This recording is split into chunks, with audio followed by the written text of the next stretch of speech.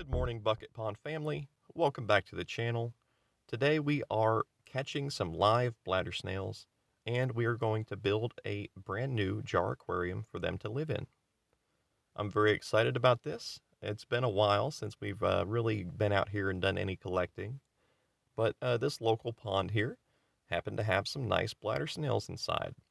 I believe these are the same exact species that we raise at home, but if they happen to be a slightly different species of bladder snail, then hopefully we can get them to hybridize with our own. Either way, we're going to get these guys to breed, and we're going to set them up with a new aquarium for them to live in.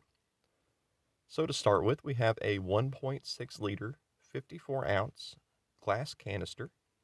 I got this from the dollar store. It's very nice. It's pretty cheap too. It has a locking and sealing lid, but I'm not going to seal it up completely when we're done. I'm going to leave a small gap so some oxygen, some air can get in there. This is not an ecosphere. I do plan on opening this to take out some snails and to modify the aquarium as needed. This is a breeder tank for our new wild bladder snails.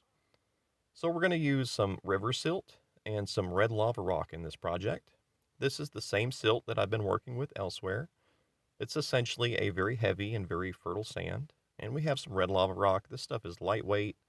It looks great. It's a lot of fun to work with, and it's very healthy for your tank. It will add a lot of surface area for beneficial bacteria. For plants, we're going to use our Hypna moss here. I believe this is Hypna moss. I harvest it from my very own backyard, and we've tested it in several other aquariums. It will grow underwater, and it will start to resemble Java moss over time. We have tested that moss in various jar aquariums, and it does form long strings, just like Java moss. And I believe it does this because underwater the moss cannot reproduce sexually. It can't form spores like it normally would. So it relies on vegetative reproduction, meaning that it grows these long strands that are meant to break up and start new plants, new moss. But yeah, we're going to start with our substrate and our lava rock. We are building a slight incline in the aquarium.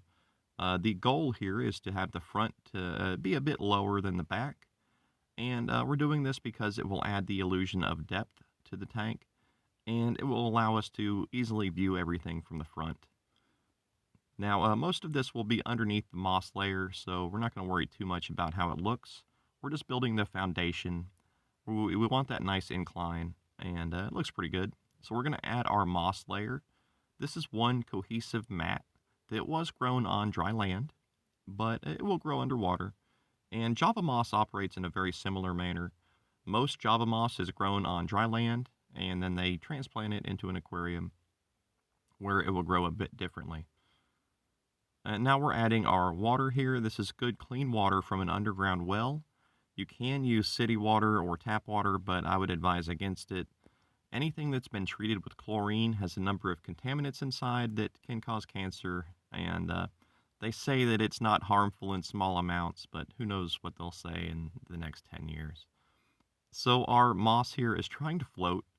It was grown on dry land, and it has some air bubbles inside of it. So we're going to use our lava rock to pin it down, and just to keep it in place. After a while, the moss will eventually form like a holdfast. It will grab the bottom, it'll stay there, and we should be okay. But to start with, we definitely have to pin it down. This moss is really great. I love working with it, and it looks cool in the aquarium. It's going to be a nice carpet on the bottom, and it will form some very nice strands as it grows throughout the aquarium. It will grow very slowly, so it will be easy to control. And we're going to add some duckweed in here as well, just to act as a filtration element. The moss will grow so slowly that it won't be much of a filter. So the duckweed is sort of crucial here to help keep the water nice and clean. Duckweed has amazing properties as a filter and as a superfood even.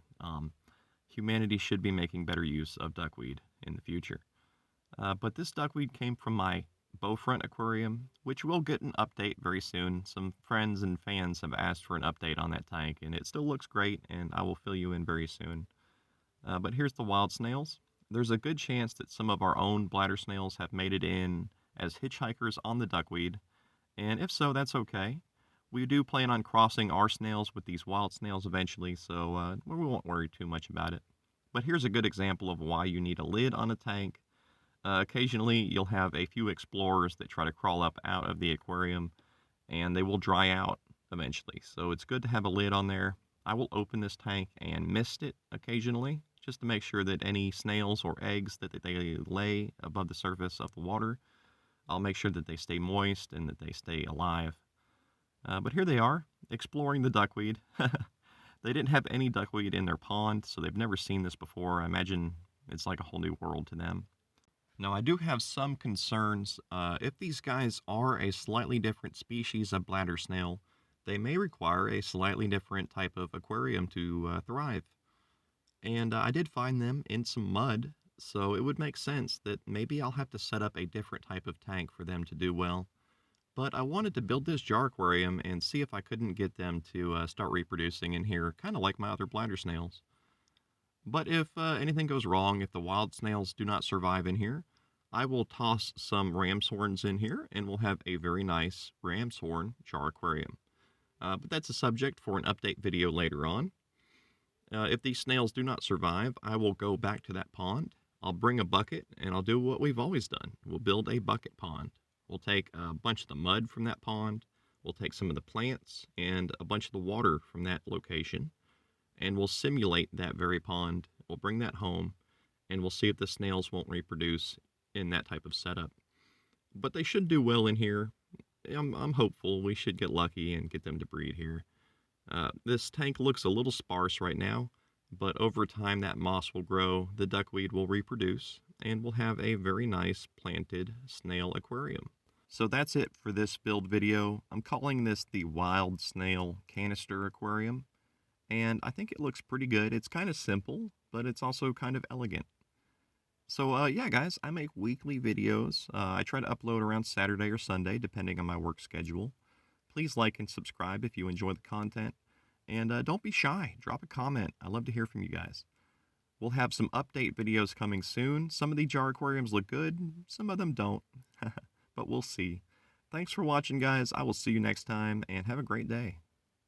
Hey guys, you will see some Amazon affiliate links in the description for things like the tweezers and the lava rock. I make a very small commission off of those, and I appreciate it if you check them out. Thank you.